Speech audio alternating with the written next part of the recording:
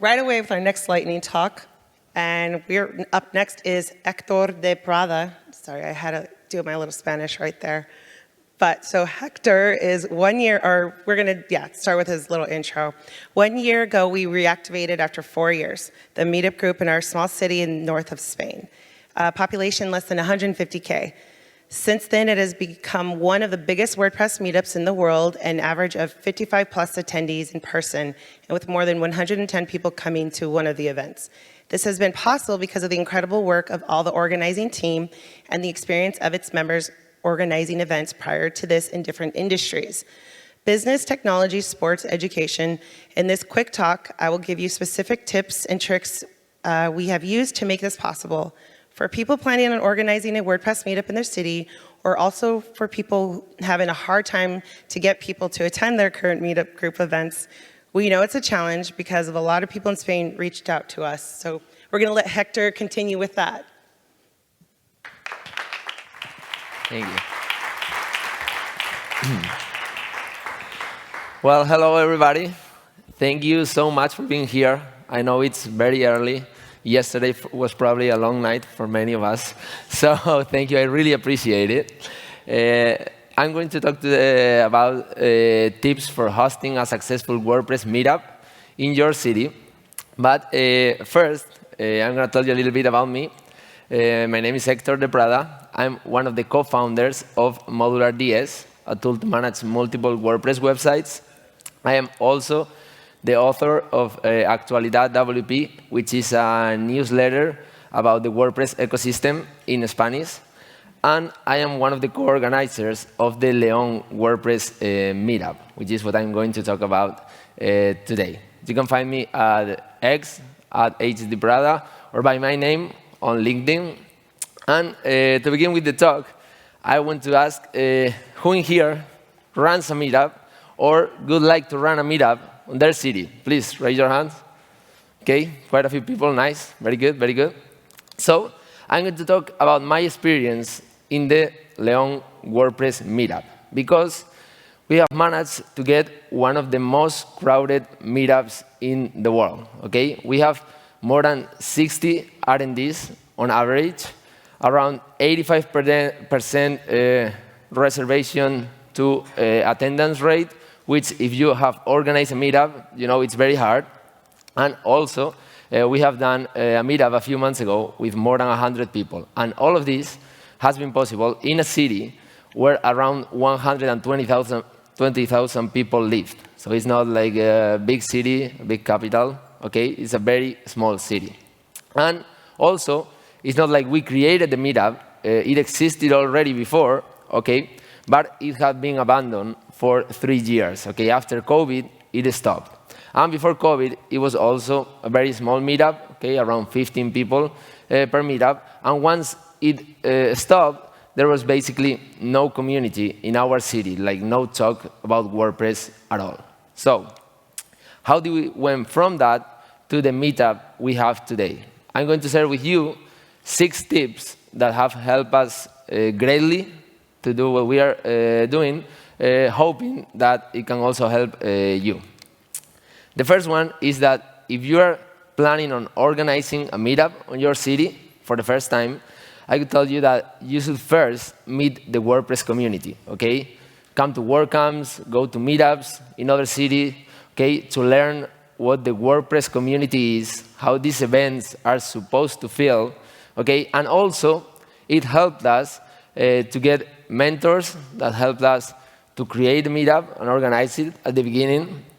Also, to meet potential sponsors that later became sponsors of our meetups, and even potential speakers that later came to our city to give talks.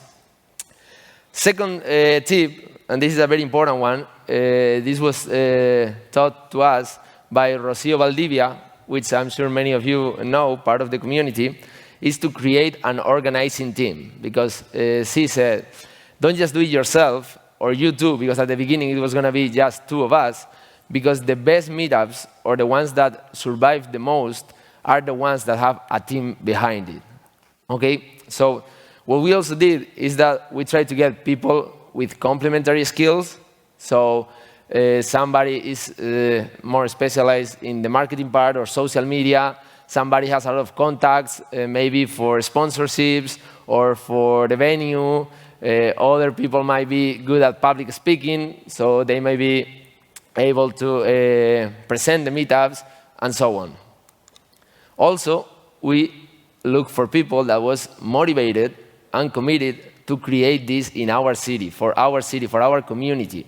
Okay, so something like this could be happening in León.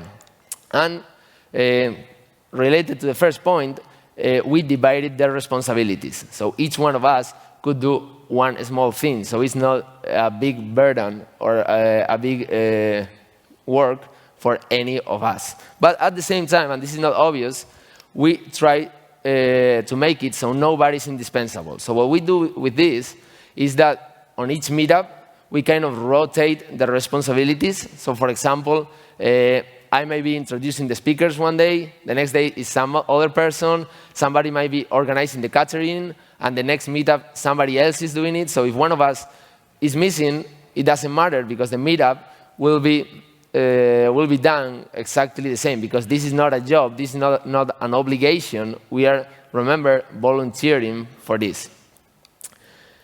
Third tip, very important as well. You have to get local partners. Okay, I was talking with somebody about this in the contributor day. One of the hardest things for a meetup is to get a venue to host it. Okay, what we have done is to manage to get collaborations with City Hall, with the university, with the province government, with private companies that wanted to contribute to the community, and we have always managed to get free venues to host the meetups. Okay, so this is a point where you actually have to look for it, because it's very good if you don't have to spend money on that. Also, we want to get young people to the meetup, so because they are kind of the future of this. So we also got a collaboration with the university, and here my tip would be, don't try to get the students, it's way too hard these days, okay? Try to get the teachers, because if the teacher thinks this is worthy, in our case, they might even change classes so the students can come to the meetup, okay? And of course, we try to do collaborations with business groups, because we can get attendees, collaborators, even sponsors in there.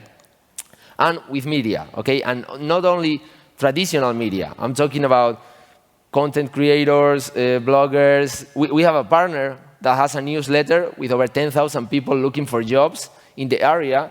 So these people is also kind of interested about technology. So a lot of people also comes from that.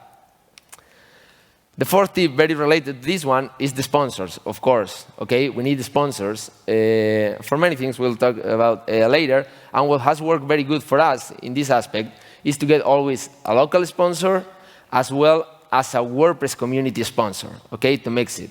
For WordPress community sponsors, if you are able to create a meetup with some decent attendee numbers, I'm sure there are plenty of companies trying to sponsor these kind of events, okay? Many of those companies are here today, so you can, of course, take advantage of that. And if you get the money from the sponsors, my only advice is to make good use of that money, and it would be to use it in food, because it's what everybody wants, okay? So don't complicate yourself. The fifth tip, and this is also very important, maybe controversial in some aspects, is that you have to speak to everyone, okay? And that means not only speaking about WordPress. WordPress is what unites us, but I don't think it should be what separates us, okay? So thanks to WordPress powering like 43% of the world, I think that allows us to talk about almost anything related to the digital world, okay? Social media, e-commerce, artificial intelligence, design, etc. And you have to know your audience, because depending on who is there, you may need to speak more techie, more marketing stuff, and so on. Also, we like to learn a lot, so it's great to have people coming and giving a talk about something they are experts in, but we also like to feel inspired. So why not try different kind of talks, like interviews, like podcasts nowadays that are so trendy, or like forums with different people talking about their experiences, because we also learn from that, but we also feel inspired by that. And finally, of course, make good use of the trends. And the sixth tip is to make it fun, okay, for people. So, of course, you have to have interesting talks, like we said. We also like to have a casual vibe, okay, so everybody feels welcome. It's more like a friends group almost. And we also like to network a lot, do a lot of networking. This is like super important. And for that, like I said, have food and drinks, like you can see in the pictures here. So, because we all like to talk when there is food and drinks, okay? So, these are my 6 tips. And to finish, I would like to remind you that there are 660 meetup groups, active meetup groups in the world. So my only question would be if you are going to organize the next one, because I hope you do. Thank you very much.